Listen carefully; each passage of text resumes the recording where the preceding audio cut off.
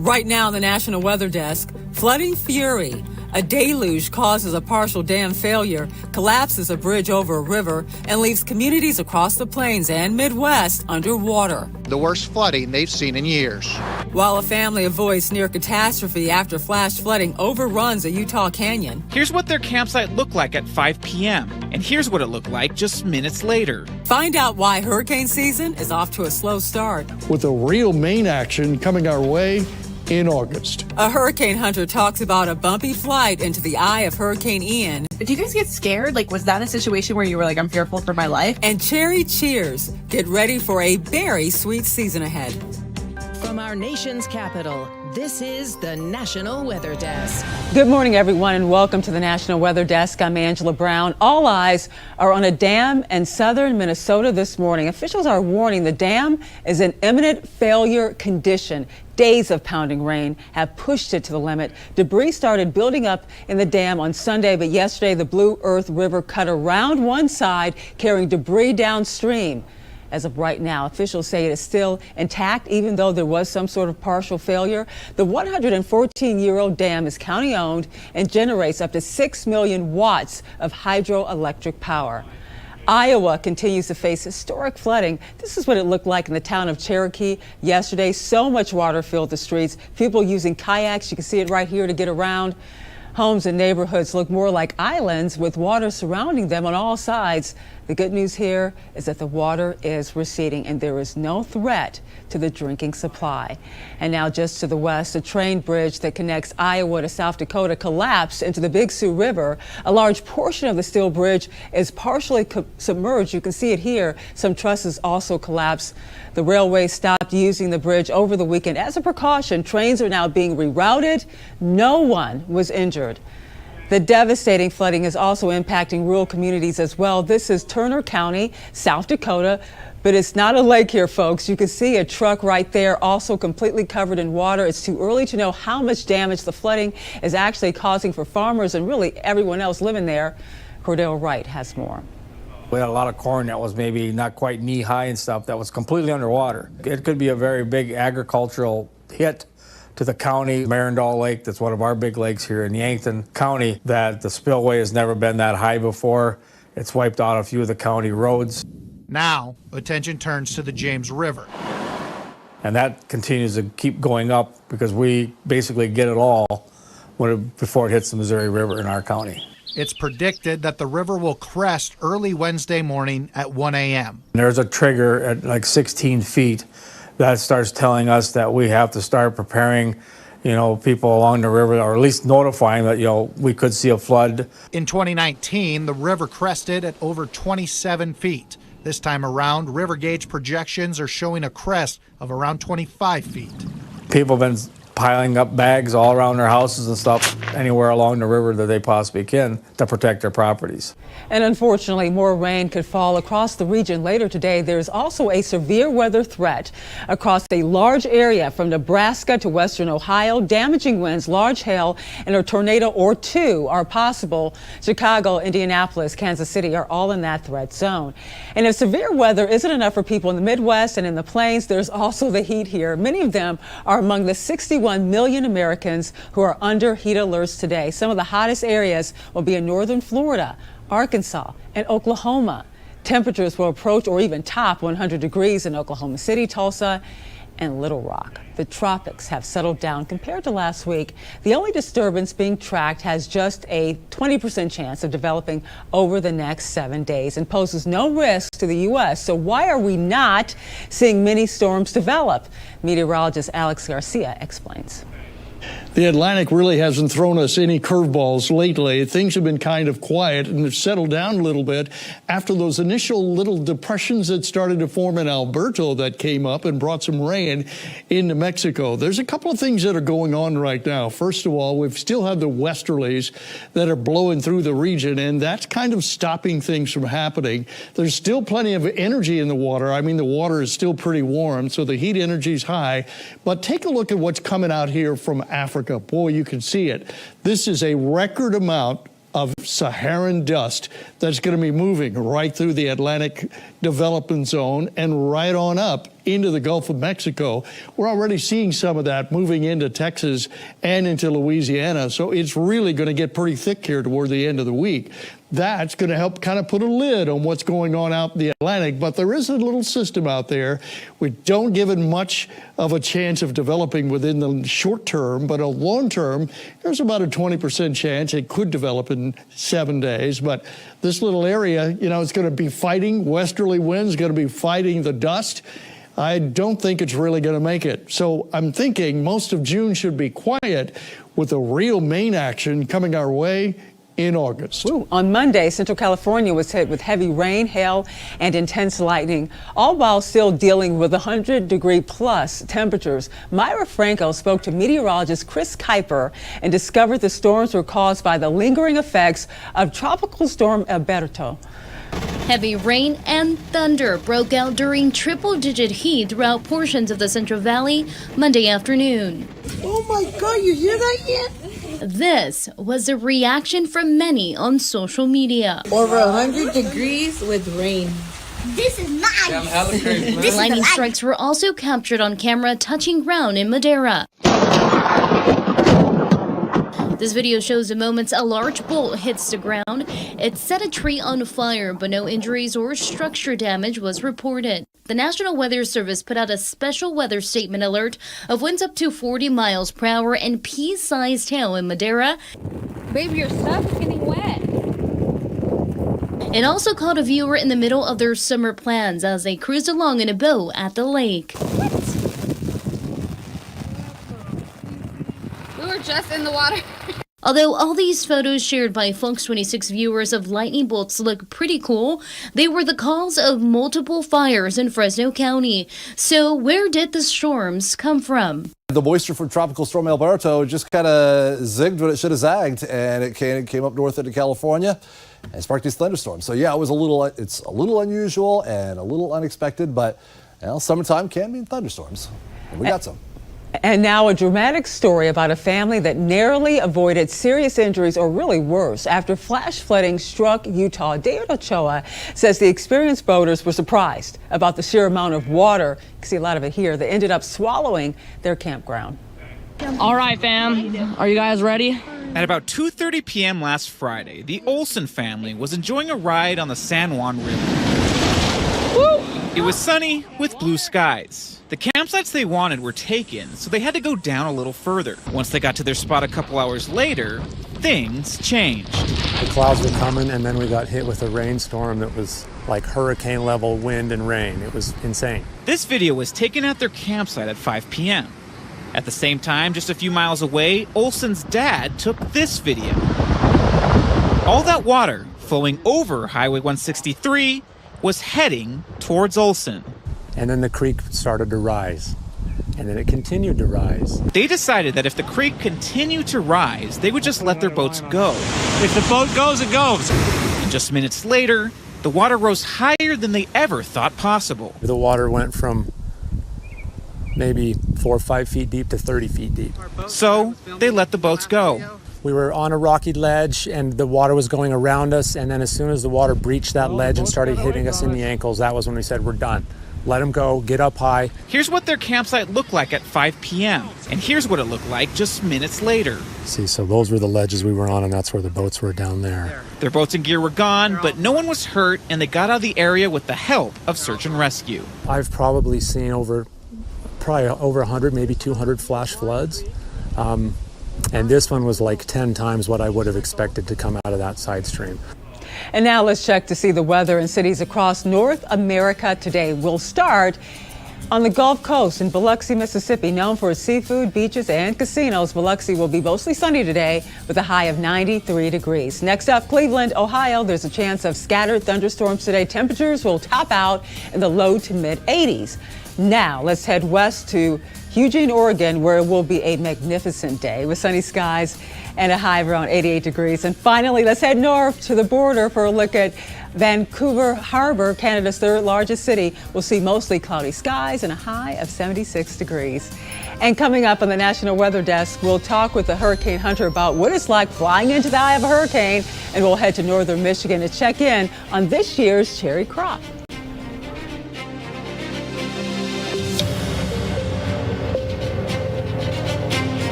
I'm meteorologist Charlie Lopresti with Look at the Northeast. It's a nice summer day on tap for today with afternoon highs warming back into the 80s to near 90 degrees. We'll have relatively low humidity as well. Look for a lot of sun. That's about 2 o'clock in the afternoon. Those showers moving into western New York. That's a warm front, and some of those showers will get into New England later tonight. That's 3 a.m. Wednesday. The sun comes back on Wednesday. Humidity builds. It's warm again with temps in the 80s to near 90. Some more showers move in Wednesday night into very early Thursday morning. I'm Chief Meteorologist Gerard Jabali. Here's a look at the Mid-Atlantic region. We're nice and dry through your Tuesday, and even as we get to the beginnings of Wednesday, we are looking pretty good. Next chance of rain and thunderstorms arrives later on Wednesday with a cold front. Before then, we are going to see the humidity surge back and the temperatures also rising. Upper 80s to low 90s right around lunchtime. In the afternoon, we are going to hit likely the mid-90s, but upper 90s are likely for your Wednesday afternoon. I'm meteorologist Charlotte Carl. We have a few isolated showers and thunderstorms continuing along the Atlantic coastline and also the Gulf coastline. This will continue into Tuesday morning, and then we'll see more sea breeze activity everywhere that typically has that dynamics going on, so along most of our coasts. A look at our lows overnight. We are going to have 70s for the most part. We have the 60s up in Asheville, and it's going to be another warm day ahead with high temperatures in the 90s.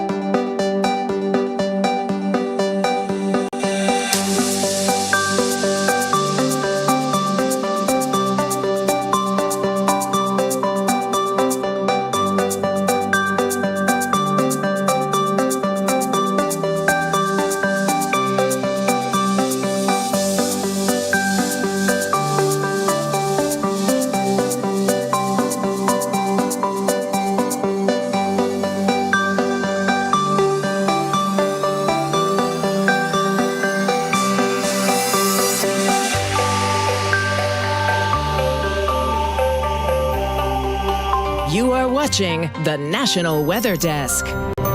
Residents of Ruidoso, New Mexico were able to return home on Monday, a week after two massive wildfires broke out, burning over 25,000 acres of land. For many people, it was the first time, seeing all of this devastation caused by the South Fork and salt fires. Ariana Parra has more.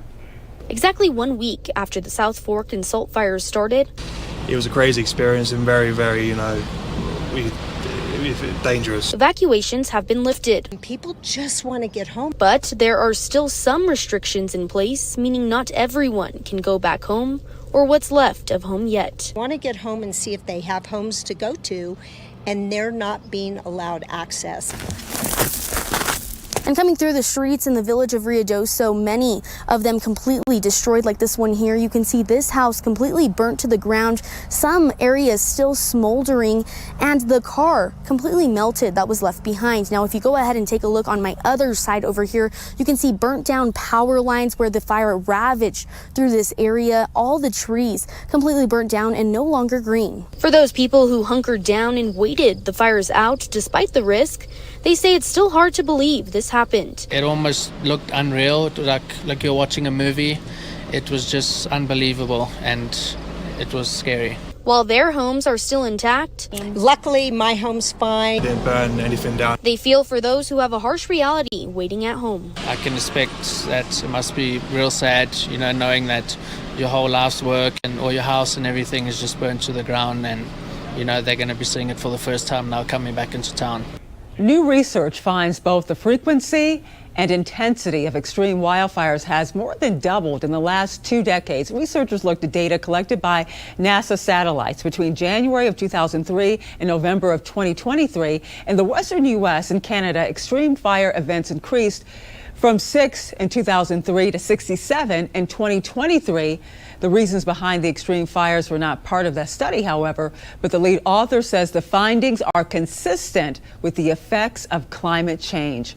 While major flooding eluded the majority of the northeast Wisconsin in recent days, the relentless rounds of rain are having an impact on crops in that region.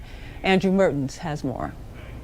From sunflowers to corn and pumpkins, Polly's pumpkin patch in Chilton is gearing up for harvest time. However, the rainfall has been making it difficult. Field corn comes up pretty fast because we had so much heat. Pumpkins did okay until it started raining. Polly's pumpkin patch says standing puddles of water, like this one behind me here, typically will go down within a day or so. But with numerous rounds of rain over the weekend, that hasn't been possible. That started on Friday and it was gone yesterday morning. And with the rains yesterday, it's back. An overhead video of Polly Rowland and Gary Juckham's farm, you can see several areas of flooding, including in their corn maze, which features a 2025 NFL draft theme. The flooding is also alarming for their pumpkin patch. With standing water in the field, it can sometimes lead to the plants rotting, leaving the farm with a small window to plant new ones. It's been hard because, like for pumpkins, some of them are 120-day crop. So if we replant now, they're not going to be ready by the time we need to pick them in the fall. What we did replant already was about 100-day pumpkins, and those I believe will be ready by the end of September, beginning of October, as long as we don't get more and more and more rain, so these rot off as well. The rainy weather has also taken away time for them to cultivate their land and pull out unwanted weeds. This year, Michigan saw a very warm winter and an early start to the summer season. With peak cherry season right around the corner, meteorologist Trevor Robideau checks in on this year's crop. Santucci Farm on Old Mission Peninsula is gearing up for another plentiful U-pick cherry season.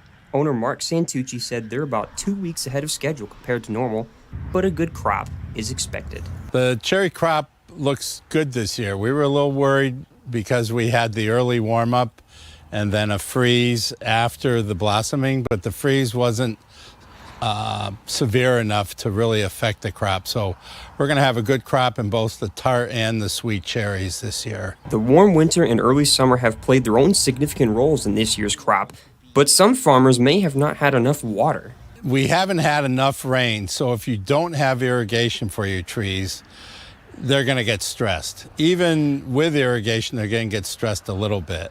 So we still would like to have a little rain over the next couple of days. Santucci, in the meantime, will focus his efforts on keeping the highest quality cherries for a reasonable price, saying he won't open until the cherries are perfect. We're trying to give the consumers a good quality product and at a good price. And I would rather sell every cherry and make my money that way than leave half of them on the tree because I'm charging too much. The life of a hurricane hunter is an adventure, a turbulent trip into the eye of major hurricanes, dropping instrument packs into the storm while dealing with extreme turbulence. These missions can bring. One flight a couple of years ago into Hurricane Ian was very bumpy, and it was all caught on camera by one of the engineers on board. We flew out. It took us about 90 minutes to get out to where the storm was, and we started our first pass through. And at this time, it was rapidly intensifying, and Air Force C-130 had been out there a little bit earlier than us, and they had just passed through the northwestern eye wall and did not have a good time. And the way storms rotate, all of that nastiness was now coming down to the west side where we were going through. Normally, when you pass through an eye wall, it's a couple of minutes, you break out into the eye. All right, that was fun. Let's collect the data we need to get back out the other side. We were in this eye wall for 10 minutes.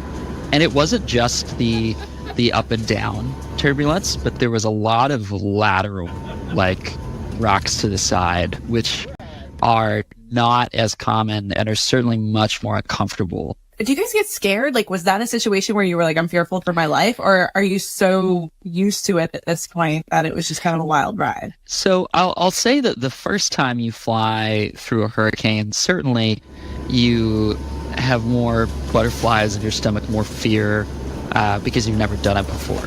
But you do this for a number of years, and then you also understand the amount of work and the amount of training and professionalism that goes into the crews on these aircraft, the pilots, the meteorologists, everybody on board is there to do a job, and they do it very well. And so you just have nothing but faith in the folks up front at the controls flying the aircraft that you're going to be okay. And you also have faith in the aircraft itself. I mean, these P-3s are almost 50 years old at this point, and they're still just trucking through hurricanes year after year. And so you don't think about that too much. That flight in particular, especially with like the lateral sways and the hits we were taking, it was a little more unsettling than normal. But I wouldn't say it's, scary. Although this flight into end was nearly 2 years ago, it prompted research into Hurricane Hunter turbulence that was recently published. If you want to hear how the bumpiness on this flight compares to past missions, check out this week's episode of our podcast, Off the Radar. Find Off the Radar anywhere you listen to your podcast and hit follow to get alerted about future episodes. And time now for a short break, but first let's take in views of Seattle, Washington and the beautiful Puget Sound.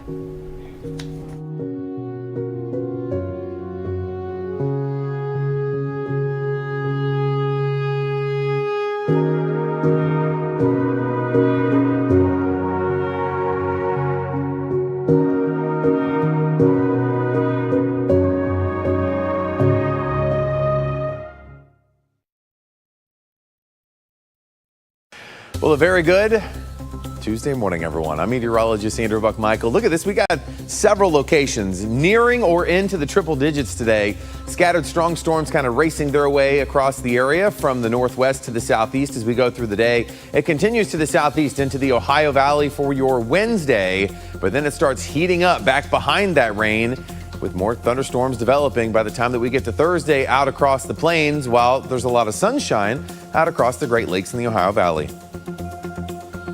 Good Tuesday morning to you. Meteorologist Chris Suchan. Look at our forecast today across the region. The afternoon, it'll be hot, humid, 90s to around 100 degrees. Slight rain chance of the sea breeze along the Texas Gulf Coast and Louisiana. May get a shower storm up around Little Rock. We head into Wednesday's forecast.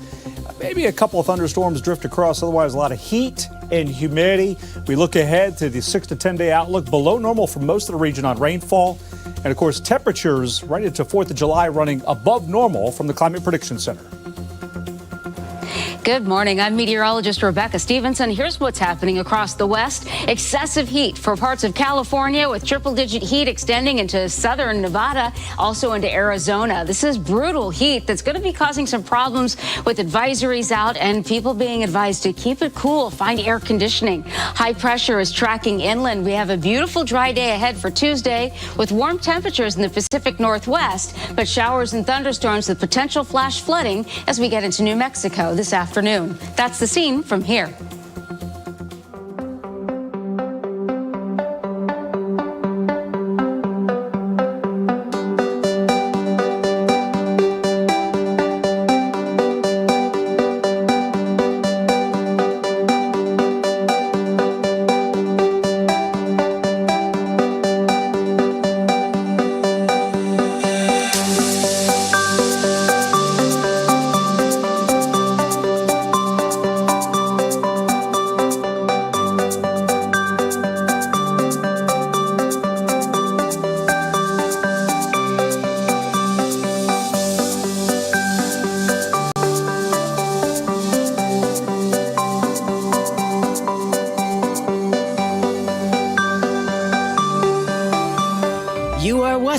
The National Weather Desk. Parts of Texas are expecting extreme temperatures reaching 100 degrees or even higher this week. Drew Powell looks at why staying hydrated is simply so important. Whether it be working or playing in the water, whenever it's over 100 degrees, make sure you got plenty of water, bags of ice. When your body is exposed to high temperatures, it produces sweat to cool down. and sweating leads to a significant loss of water and electrolytes, which have to be replenished to prevent dehydration. To help prevent heat exhaustion and/or heat stroke, you need to drink water before and during your outing on the lake. They'll bring their sodas or alcohol, and both sodas and alcohol are a diuretic. So while you're drinking something, it's not replenishing the fluids that your body needs. Constant exposure to the sun will increase your body's heat, causing your body to sweat even if you're playing in or near the water. A lot of times visitors forget that they're recreating on the water, so they don't think about staying hydrated. So whether you're out on the trails or recreating on the water, it's just really important that you stay hydrated. And if you're looking for more weather content, check us out on social media. Just search the National Weather Desk. We'll be right back.